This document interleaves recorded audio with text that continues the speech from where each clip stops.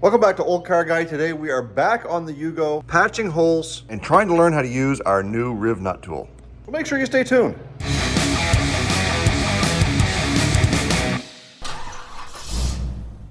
It doesn't mean anything. We just go to the boardwalk.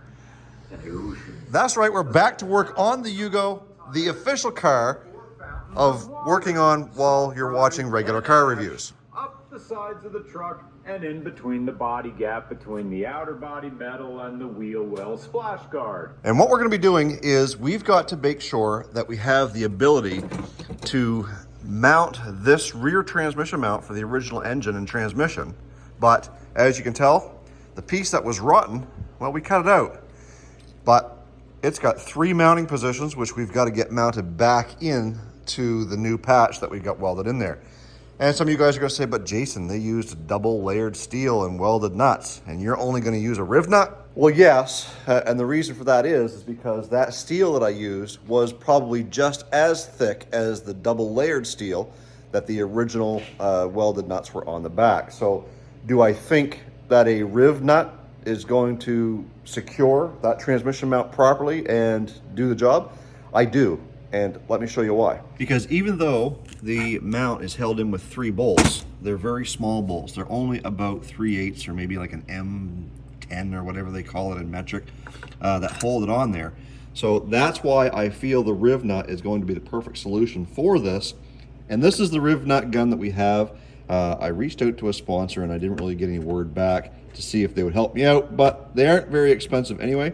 So this is the riv nut gun, and basically the way it works is you drill your hole to the proper size to fit the actual insert, and it gives you all these different adapters to screw into the gun, and then you do your little crimp action and it sets it inside the hole that you drilled. Like I said, it even comes with a drill bit. I've got some anyways. We're gonna see how this works, and that's where we're starting on the Yugo this morning. So I guess the very first thing we gotta do is we've got to find out exactly where this piece goes and measure out the holes to make sure that we're mounting it in as close of approximation as we can to where this piece was originally in the car. So let's go figure that out.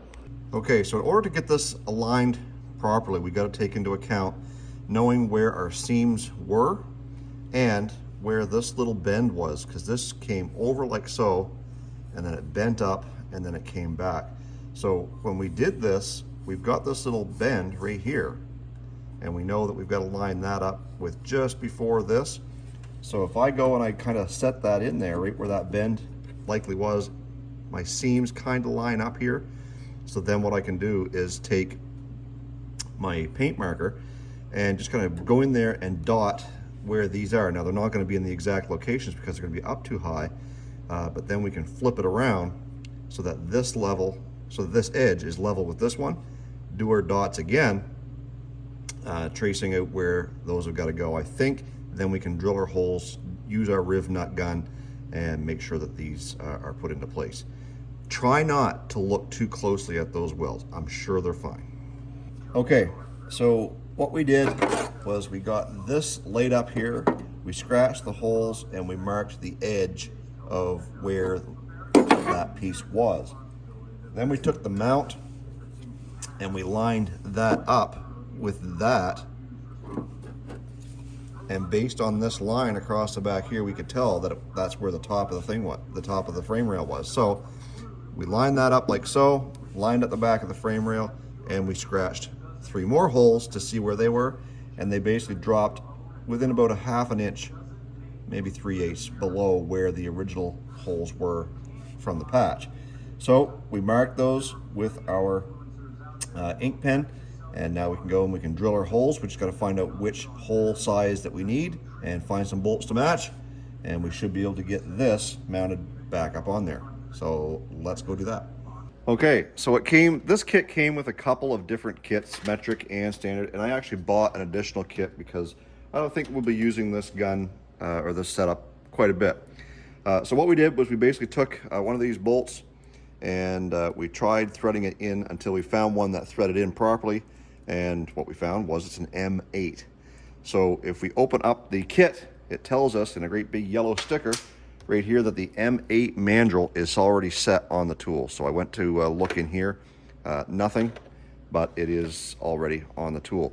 So the way that this is supposed to work is you're supposed to open the tool up, thread your nutsert on like so, and once you've got your hole drilled in your metal or your plastic or whatever you're putting this into, then you're going to squeeze this together, and I'm going to see if I can get this close enough to the camera so that you can watch it squeeze itself like so. And then once that's done, you just turn the knob here and that will thread that off because it's going to be stuck in the metal, right? So you just thread it off like so.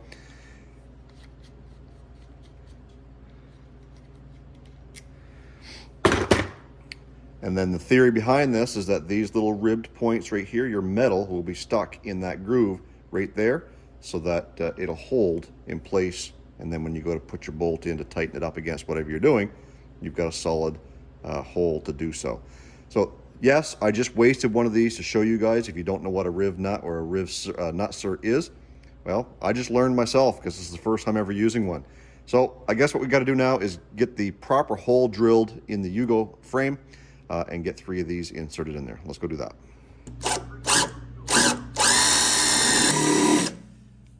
Well, so if you got good step bits, probably a good idea to use them, because this one that came with the kit must maybe be made of Chinesium.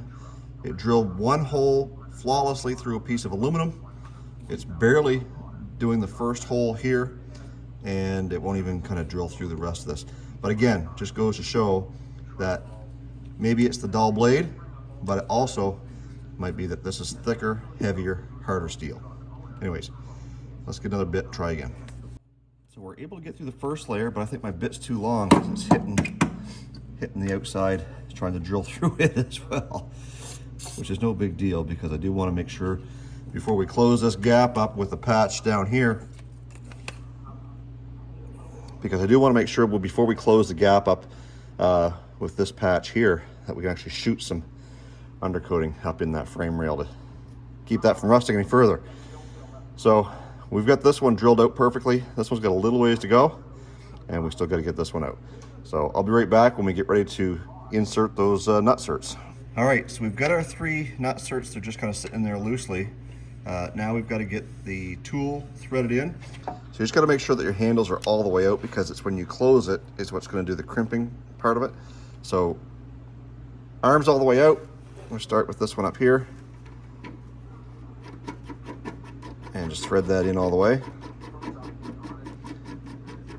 until she's snug, and then we can kind of give it our squeeze.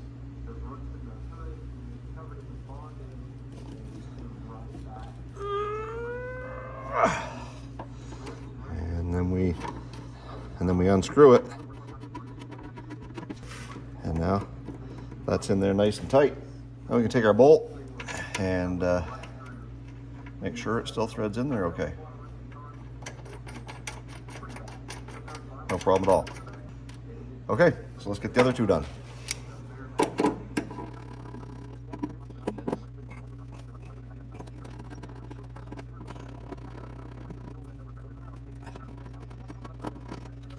Now the true test is making sure that they all line up.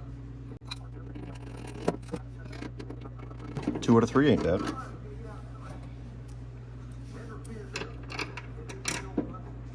Now, spoke too soon. That third one is off just a little tiny bit. Let me show you.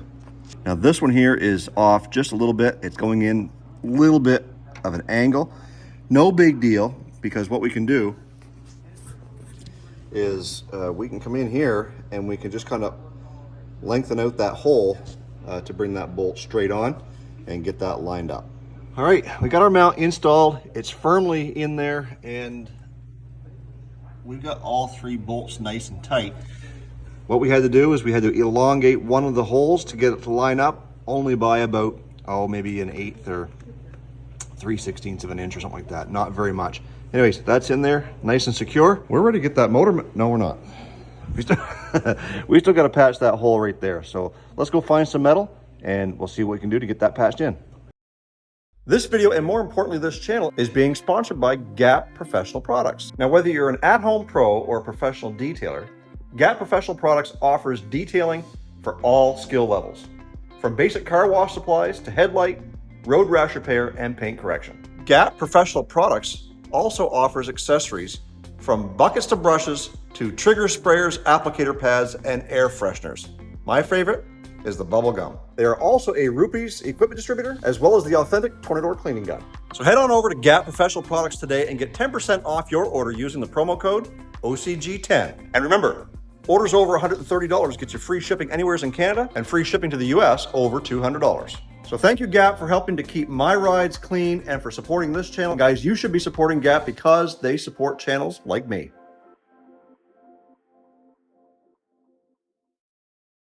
Okay, which is what we've gone and done. We've got this piece here cut out, and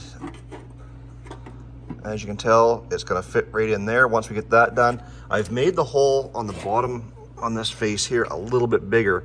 That gives us a little bit more material to work with when we're patching it in. So once we get this in, then we'll be able to make a piece for that as well. So I'm gonna get the welder set up and we'll see if we can get that tacked in there. All right, let's see if we can do this without hurting ourselves.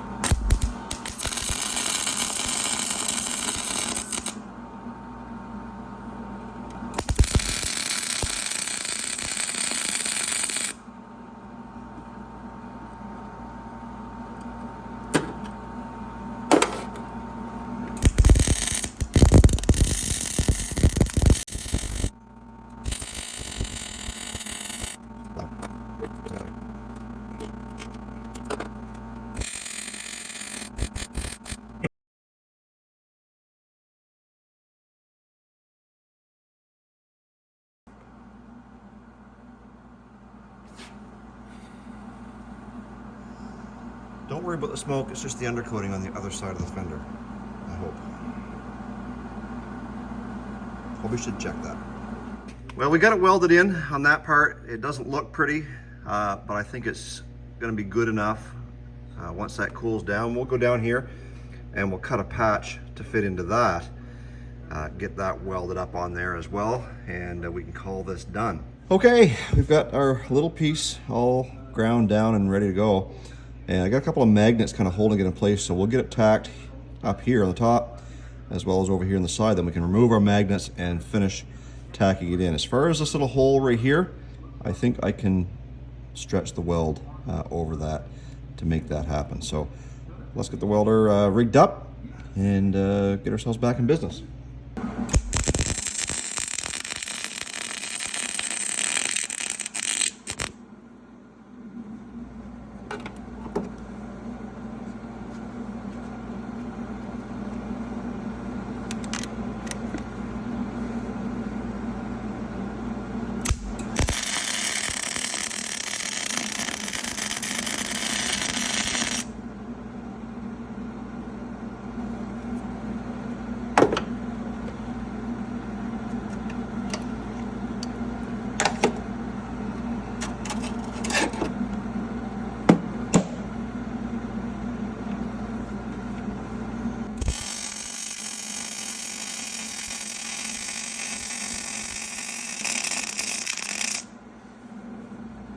Oh my, would you look at that weld?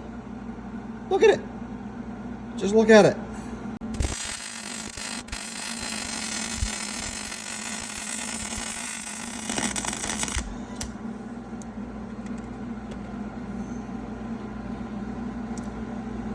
I like that weld.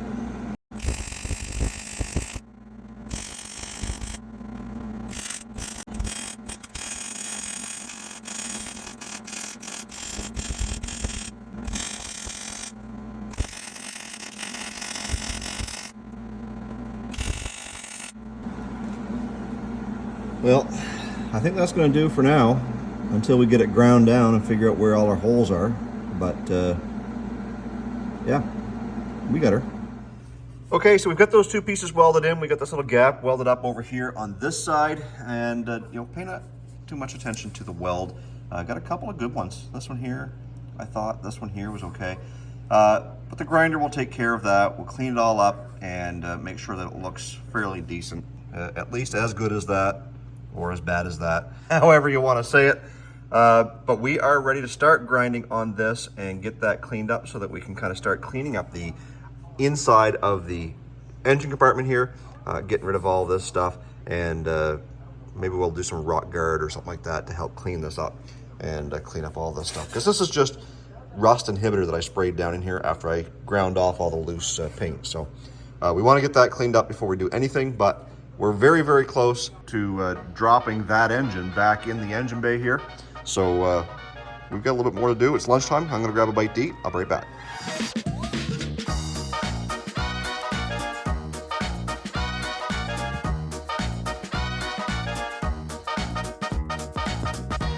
Okay, as you saw, we got that all ground down and cleaned up. I'm happy with that. I feel good that the welds penetrated the way they were supposed to, even though they were bubbled up a little bit over here.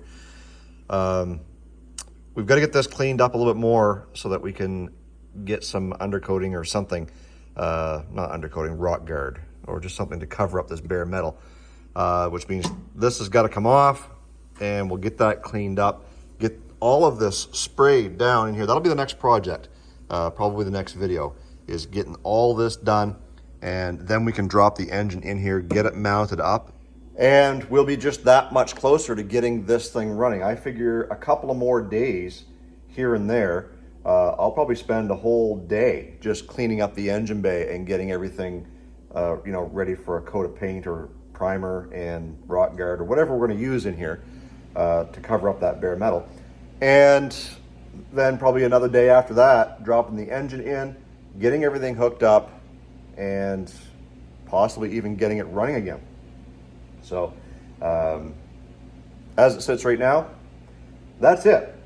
That's about all we got for today. I spent a better part of the morning and a few hours this afternoon working away in here. I've got a commitment that I got to get to, so I can't finish up what I want to do today.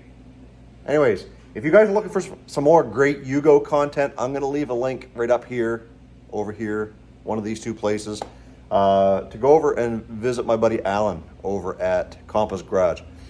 Originally, Alan and I had a challenge put together where he was going to build his Yugo, I'm going to build this one, and we were going to get together at some point in the future and race our Yugos together. Alan clearly is going whole hog on his Yugo. He's bought 2 motors for it now, and still undecided on what he's going to do. I think the last I remember, he was putting a turbocharged Mitsubishi R something for something out of a rear wheel drive, front wheel drive. I don't know what he's doing. Anyways, he's going big on his build. Way further than I ever expected he was going to go.